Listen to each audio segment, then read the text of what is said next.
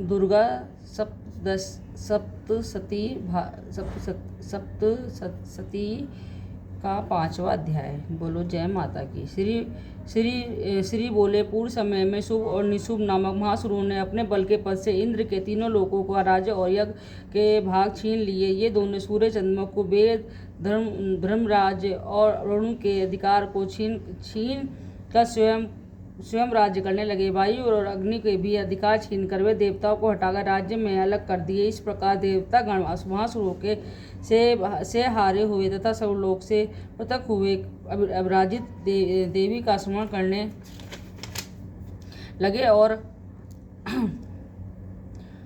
लगे और विचार किया कि भगवती ने हमें पहले वरदान दिया था कि मैं आपत्ति के समय श्रवण करने पर तुम्हारे संपूर्ण संकटों को नष्ट करूंगी। ऐसा विचार करके समस्त इंद्रकादिक देवता हिमालय पर्वत पर जाकर विष्णु माया देवी की स्तुति करने लगे। देवता बोले, देवी महादेवी शिव प्रकृति वृद्धा के लिए जब हम निरंतर नमस्कार करते हैं, रुद्रा नित्य गौरी धात्री ज्योतिषनामयी चंद्र रूपाणि शुक्र स्वरूपा भगवती को हम निरंतर नमस्कार करते हैं। कल्याणकारी विद्धि और सिद्धि रूपा देवी को हम नमस्कार करते हैं। नेत्रता देवी को नमस्कार करते हैं। राजगृहों में लक्ष्मी रूप तथा सर्वाग्नि देवी को ले बार बार नमस्कार है। देवी पारास्थारा सर्वकारिणी ख्याति और ध्रुव स्वरूप को निरंतर नमस्कार है। अत्यंत सौम्य तथा रौद्र रूपा देवी को हम सब नमस्कार करते हैं। जग प्रतिष्ठा तथा कृति स्वरूप देवी को बार बार नमस्कार करते हैं। संपूर्ण जीव मात्रा में विष्णु माया नाम से देवी कही जाती है, उनको नमस्कार करते हैं। जो देवी समझ जीव मात्र में चेतना नाम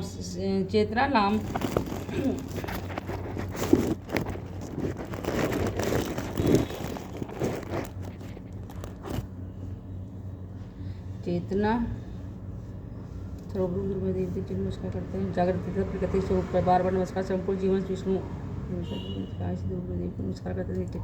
देवी को नमस्कार करते हैं। राज गृह लक्ष्मी रूप श्रवणाणी देवी को बार बार नमस्कार करते हैं। दुर्गा पारा सौरा सर्वकारिणी ख्याति ध्रुव स्वरूपी को निरंतर नमस्कार करते हैं। अत्यंत सौरभ और रुद्र रूप देवी को हम सब नमस्कार करते हैं। जग प्रतिष्ठा तथा कृति स्वरूप देवी को बार बार नमस्कार करते हैं। संपूर्ण जीव मात्र विष्णु माया नाम से जो देवी कही जाती है, उनको नमस्कार करते हैं। जो देवी समस्त जीव मात्र में चेतना नाम से कही जाती है, उनके लिए नमस्कार है, उनको नमस्कार है, उनको बार बार नमस्कार है। जो देवी समस्त जीव मात्रा को बुद्धि स्वरूप में स्थित उनको नमस्कार है, उनको नमस्कार है, उनको बार बार नमस्कार है। जो देवी संपूर्ण जीवन में नित्य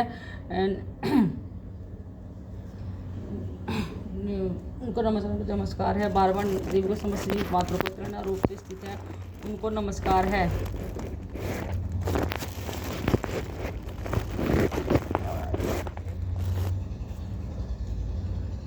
उनको नमस्कार है, उनको नमस्कार, उनको बार बार नमस्कार है। जो देवी समस्त जीव मात्र से जज्जा रूप में स्थित है, उनको नमस्कार है, उनको बार बार नमस्कार। जो देवी संपूर्ण जीवन में मात्र शांति रूप में स्थित है, उनको नमस्कार है, उनको नमस्कार, उनको बार बार नमस्कार। जो देवी समस्त जीव मात्र में सिद्धा रूप से स्थित है, उन्हें बार बार नमस्कार, उनको बार बार नमस्कार है, बार बार नमस्कार है। जो देवी समस्त जीव मात्र में क्रांति रूप में स्थित है, उनको नमस्कार है, उनको नमस्कार, उनको बार बार नमस्कार है। जो देवी समस्त जीव मात्र में लक्ष्मी रूप में स्थित है, उनको नमस्कार, उनको नमस्कार, उनको बार बार नमस्कार है। जो देवी समस्त जीव मात्र में विधि रूप में स्थित है, उनको नमस्कार, उनको बार बार नमस्कार है।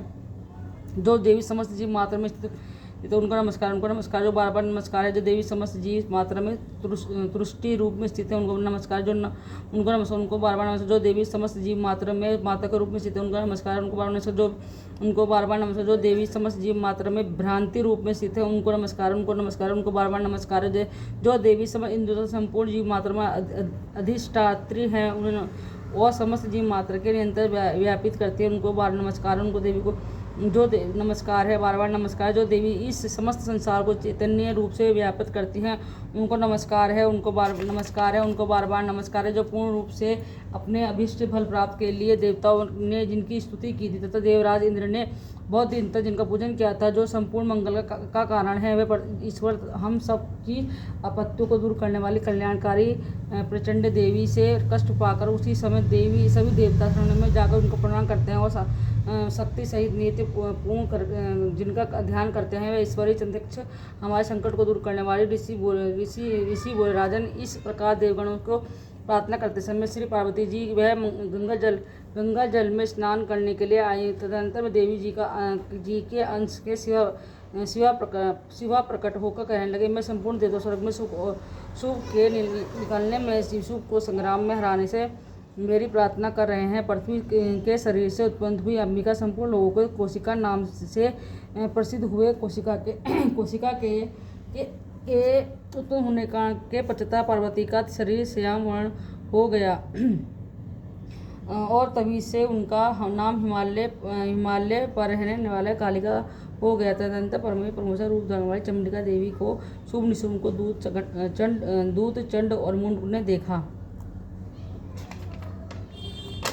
और फिर उन्हें जाकर शुभ से कहा, हे महाराज, कोई परम स्वरूप पावन स्त्री हिमालय पर्वत को प्रकाशित कर रही है। हे असुरेश्वर, सुंदर और स्त्री कहीं पर किसी ने देखी नहीं आई, इसलिए आप मालूम करें कि स्त्री कौन है और किसकी है, इसे ग्रहण कर लें तथा उसे ग्रहण कर लें। यह तत्व स्वरूपी स्त्री अपनी क्रांति से संपूर्ण दिशाओं को प्रकाशित कर रही है, उसे अवश्य देखें। यह असुरेश्वर त्रिलोकीय में जीतने वाले रत्न मणि, हाथी, घोड़े इत्यादि हैं, वे संपूर्ण आपके यहाँ सुशोभित हैं। हाथियों में श्रेष्ठ ऐरावत हाथी, उच्चे सरवार नामक घोड़ा और प्राजात का वृक्ष, ये संपूर्ण अपने इंद्र के छीन ही लिया है। हंसयुक्त रतन जटित ब्रह्मा जी का अद्भुत विमान भी आपके पास है। यह महापद्म नामक विधि आप कुबेर से ले आए हो। समुद्र ने आपको किलिनी नाम की माला प्रदान की है और वरुण की कंचन की वर्षा करने वाले छत्र और प्रजापति को उत्तम रत्न भी आपके यहाँ ही हैं। दैत्यराज यमराज से अपने उत्तरक्रांति का शक्ति छीन ली है और तुम्हारे भाई निशुभ ने वरुण के पास छीन कर अपने पास रख लिया है। समुद्र से निकले हुए इस प्रकार के रत्न भी निशुभ ने ले लिए हैं। अग्निदेव के ना भस्म होने वाले इस 2 वस्त्र भी अग्निदेव ने आपको दे दिए हैं। दैत्यराज, आपने इस तरह सही रत्नों का एकत्र कर लिया है और फिर आप स्त्रियों में रत्न रूप कल्याण करने वाली उस स्त्री को क्यों नहीं लाते? ऋषि बोले, शुभ ने ऐसी चंडमुंड की बातें सुनकर असुर सुग्रीव को दूत बनाकर देवी के पास भेजा और उसे समझाकर कहा, मेरी आज्ञा से उससे इस तरह कहना कि ऐसा कार्य करना कि वह शांति पूर्वक राजी खुशी मेरे पास चली आवे। वह अति रमणीक पर्वत पर विराजमान देवी को सुग्रीव असुर ने जाकर देखा और निम्रता पूर्वक मधुर वाणी से बोला, हे देवी, असुर राज शुभ तीनों लोगों के स्वामी हैं, उन्हें तुम मुझे बता। दूत किसको आपके समीप भेजा है, उनकी आज्ञा का उल्लंघन देवगण भी नहीं करते। उन्होंने जो कुछ कहा है आप सुनिए। समस्त तीनों लोग मेरे हैं, वे देवता भी अधीन हैं और संपूर्ण यज्ञ के भागों को भी मैं पृथक ग्रहण करता हूँ। तीनों लोगों के उत्तम रत्न हमारे पास हैं और इंद्र का वाहन ऐरावत हाथी भी हमने छीन लिया है। समुद्र मंथन से उत्पन्न उच्चे श्रवा नामक घोड़े को देवताओं ने विनय पूर्वक मुझे भेंट कर दिया है। हे शुभ ने, इनके अलावा अन्य जो कुछ भी नवरत्न देवता गंधर्व तथा नागों के पास थे वह सही हमको प्राप्त हुए हैं। हे देवी, हम तुमको संसार भर के स्त्रियों में रत्न समझते हैं, क्योंकि रत्नों में के भोगने वाले तो केवल हम ही हैं। हे चंचल नेत्र वाली, तुम मेरे यहाँ महापराक्रमी मेरे भाई निशुभ की सेवा में आ जाओ, क्योंकि तुम रतन स्वरूप हो। हमको ग्रहण करने से तुम्हें अतुल्य ऐश्वर्य मिलेगा। ऐसा अपनी बुद्धि से विचार कर हमारी पत्नी हो जाओ। ऋषि बोले, दूत की इस प्रकार बातें सुनकर संपूर्ण संसार को धारण करने वाली भगवती वृद्धा गंभीर भाव में मुस्कुराती हुई कहने लगी, देवी बोली, है दूत, तूने इस समय जो कुछ भी कहा है वह सत्य है, इस में कुछ भी असत्य नहीं है। शुभ तीनों लोगों का राजा है, निशुभ भी उसी के समान पराक्रमी है, परंतु इस विषय में मेरी जो प्रतिज्ञा है उसे कैसे झूठा करूं? मैंने जो प्रतिज्ञा की है उसे सुनो। जो मुझे संग्राम में जीत कर अपने अभिमान को चूर्ण कर देता है तथा मेरे सम्मान बलवान होगा, वही मेरा पति होगा। इसलिए शुभ अथवा निशुभ असुर महासुर हैं यहाँ आए मुझे जीत कर ले, तत्काल ही मेरे साथ विवाह कर लें। दूत बोला, हे देवी, मुझे बड़ा अभिमान है, मेरे सामने इस प्रकार की बातें मत कह। तीनों लोगों में से ऐसा कौन पुरुष है जो शुभ और निशुभ के सामने खड़ा हो सके? इन असुरों के सामने समझ देवता युद्ध में नहीं ठहर सकते, तुम अकेली किस तरह उनके सामने युद्ध में ठहर सकोगी?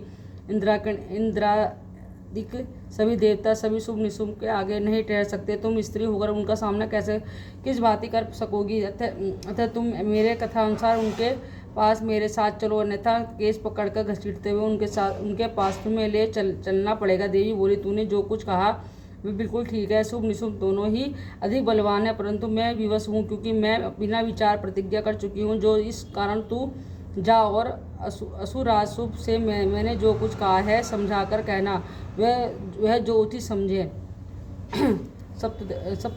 सप्तशती पाठ 5वां अध्याय समाप्त। जय श्री मक्तेन्द्र पुराण देवी मातम्य देवी दूत संवाद नामक 5वां अध्याय समाप्त। जय माता की जय।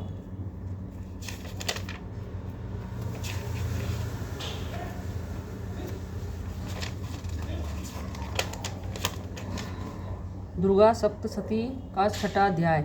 ऋषि बोले, हे देवी, ये कथन सुनकर क्रोधयुक्त दूत ने दैत्य राज के पास जाकर संपूर्ण विचार विस्तार से सुना दी। तब दूत ने से सब बातों को सुनकर असुर राज ने क्रोधित होकर असुर सेनापति धूम्रलोचन से कहा, हे धूम्रलोचन, तुम शीघ्र ही अपनी सेना सहित वहाँ जाओ और दुष्टा को केस पकड़कर घसीटते बलपूर्वक यहाँ ले आओ। यदि उसकी रक्षा करने कोई देवता यक्ष या गंधर्व आए तो उसे अवश्य ही मार डालना। ऋषि बोले, इस प्रकार से वह आज्ञा लेकर धूम्रलोचन 60,000 असुरों की सेना को लेकर वह शीघ्र ही पहुंच गया और देवताओं को देखकर ललकार कर रहा था, तू बहुत शीघ्र ही शुभ निशुभ को समीप चली जाए। यदि तू प्रसन्नतापूर्वक नहीं चलेगी तो मैं तेरे केस पकड़कर तुझे घसीटता हुआ ले जाऊंगा। देवी ने कहा, दैत्येश्वर ने तुझ बलशाली को भेजा है, तो यदि तू मुझे बलपूर्वक ले जाएगा तो मैं उस समय तेरा क्या कर सकती हूँ? ऋषि ने कहा, देवी के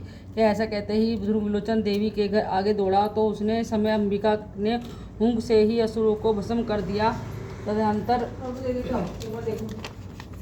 तदनंतर असुर देव अत्यंत क्रोधित होकर देवी की तरफ बढ़े। तब देवी बड़े तीखे बाण शक्ति और परसों की भाषा लेकर लगी। इतने ही देवता का वाहन सिंह अपने गर्दन की बाल घसीटता हुआ क्रोध से भयंकर गर्जना करते हुए असुर सेना पर झपटा। उसने कितनों को पंजों से, कितनों को मुख से तथा होठ से, धाड़ से घायल करके मार दिया। उसने अपने पंखों में कितने असुरों का पेट फाड़ दिया तथा पंजों की मार से कितने ही असुरों को शरीर को धड़ अलग कर दिए। कितने असुरों को भुजाओं को सिर से काट दिया और अपने गर्दन के बालों को हिलाया हुआ कुछ देते उधर को पकड़कर रक्तपान करने लगा। उस बलहारी सिंह ने क्षण मात्र में असुरों की संपूर्ण सेना को धराशायी कर दिया। शुभ ने जब ये सुना कि देवी धूम्रलोचन को मार दिया है और उसका सिंह ने संपूर्ण सेना को नष्ट कर दिया, तो उसके होठ क्रोध से फड़कने लगे और उसने चंडमुंड नामक महासुरों को की आज्ञा दी थी, हे मुंड, तुम शक्तिशाली सेना लेकर जाओ और वहाँ से तुम उस स्त्री के केस पकड़कर ले आओ। यदि वह ना आवे तो तुम्हें किसी प्रकार का संदेश हो तो उसे अपनी सेना सहित करके उसकी हत्या कर देना और उस दुष्ट तथा उसके सिंह को मर जाने पर भी बांध कर शीघ्र ही मेरे पास ले आना। श्री मार्कंडेय पुराण के दैत्य महात्म्य में धूम्रलोचन वध नामक 6वां अध्याय समाप्त। जय माता की। 6वां अध्याय समाप्त। जय माता की जय।